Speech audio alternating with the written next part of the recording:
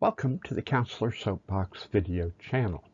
This episode, what are the 6 kinds of hallucinations? When we say hallucinations, most people think of hearing voices. But hallucinations doesn't only mean hearing voices. Would it surprise you to know that there are at least 6 different kinds of hallucinations? There's also a thing called pseudo hallucinations. In substance abuse, it's common to separate out pseudo hallucinations, but mental health people don't always recognize this distinction. If you experience hallucinations while doing drugs, and you know that the hallucinations are caused by the drug, those experiences are considered pseudo hallucinations and should not count for a diagnosis of a mental illness, particularly if the hallucinations go away when the drugs are out of your system. Here are the 6 types of hallucinations we will describe in this video: auditory, visual, tactile, olfactory, gustatory, proprioceptive hallucinations. Of the 6 types of hallucinations, 1 is characteristic of mental illness, 2 are commonly found coupled with drug use, although they may be the result of long-term drug use, and others are rare in occurrence. Hearing voices is one of the most commonly reported symptoms of psychosis, which is a category of mental illnesses. For perfectly normal people, hearing all sorts of sounds and not being able to find a cause is common. Mostly this happens at night or when there's some sort of sensory deprivation.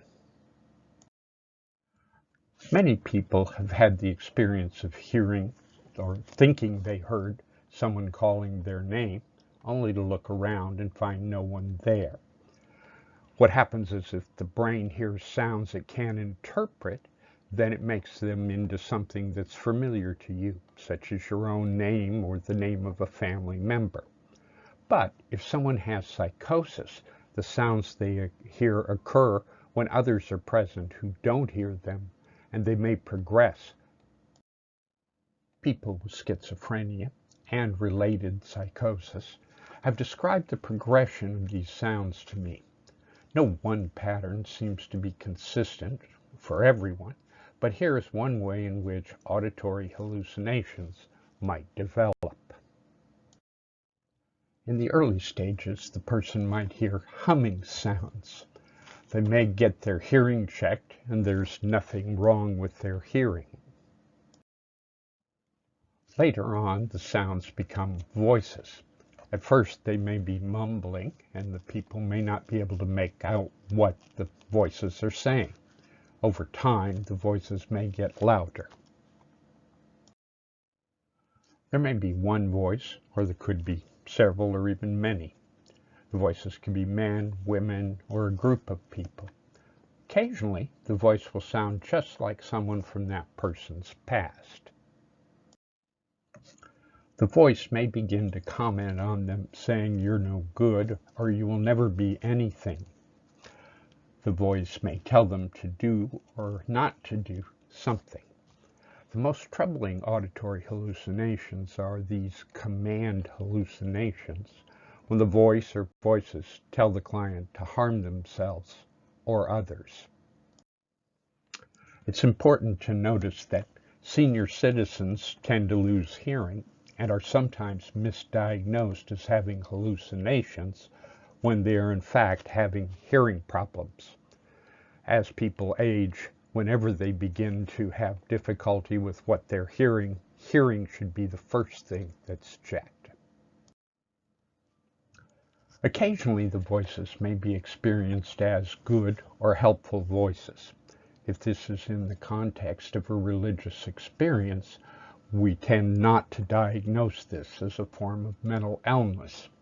Sometimes the person experiencing auditory hallucinations can't tell the difference between their own thoughts and voices, as their thoughts become more negative and persecutory. It's important to look for whether these voices occur inside their head or seem to be coming from outside. An occasional hearing your name and no one is there, or hearing chains rattling in the night, can be written off, but voices that recur or say negative things about the person are a sign of a serious mental illness and they need immediate attention. The second type of hallucinations are visual hallucinations.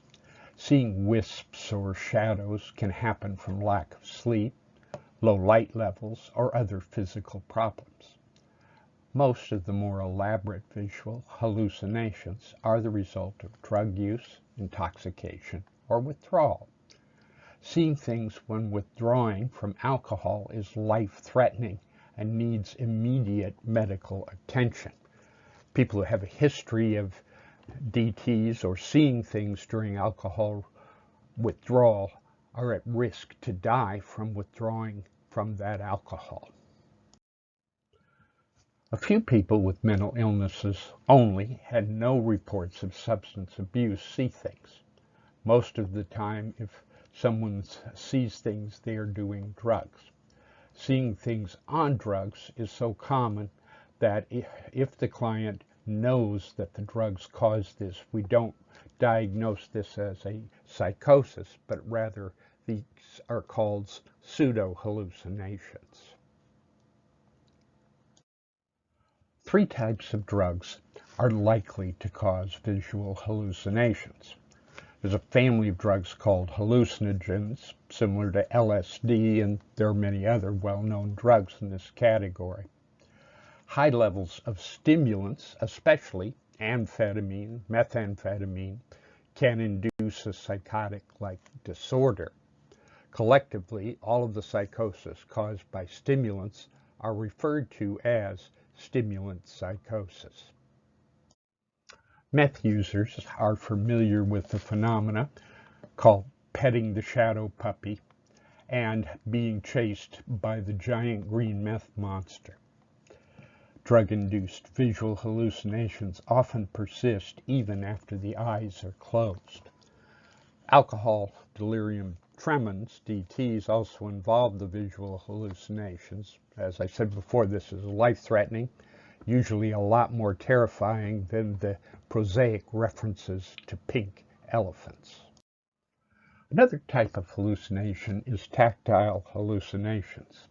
These involve feeling things on your skin and body that aren't there. These are almost exclusively drug-induced. Alcoholics may report the sensation of snakes crawling over their legs, mostly associated with restless leg syndrome. Stimulant abusers are all familiar with the meth or cocaine bugs. They feel these sensations so much and scratch so much the characteristic scabs appear on them.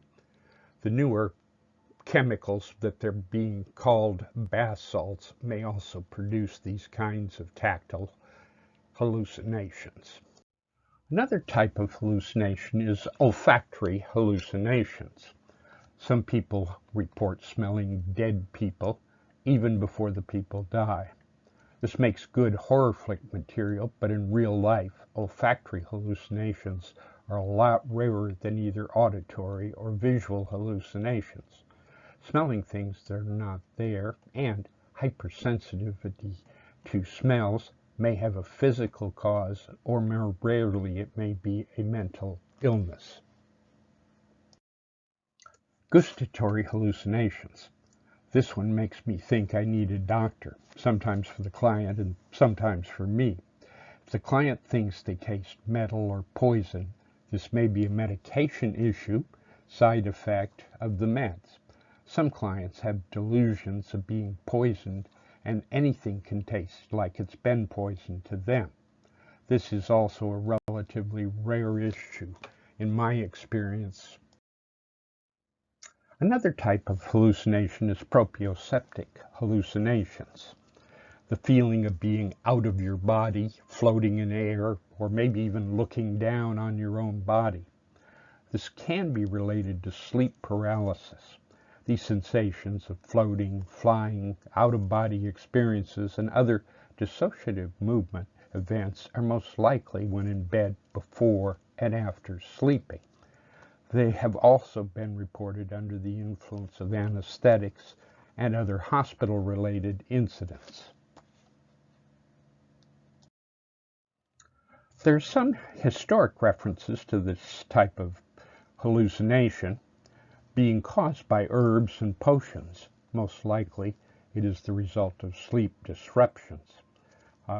Dissociative anesthetics or herbal remedies that contain those chemicals can cause this.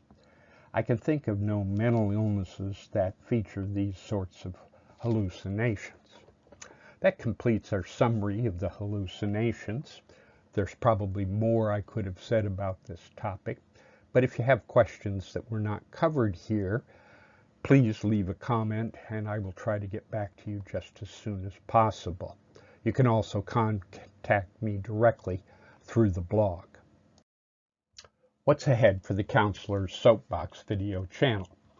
More mental health and wellness videos, videos on happiness, creativity, and productivity, and videos about drugs, alcohol, and recovery from using them. If you have enjoyed this video, please click the like button directly below. Comments are always appreciated. To receive new videos in this series or any other, please subscribe. Thanks for watching the Counselor's Soapbox video channel. For more information, please visit my blog, counselorsoapbox.com, where you will find 1,700 text articles about mental health, substance abuse, and having a happy life. The David Joel Miller fiction and nonfiction books are available on Amazon. Photos are courtesy of Pixabay Commons and Wikimedia Commons and were shared under the Creative Commons free for commercial use, no attribution required license. Thank you for watching.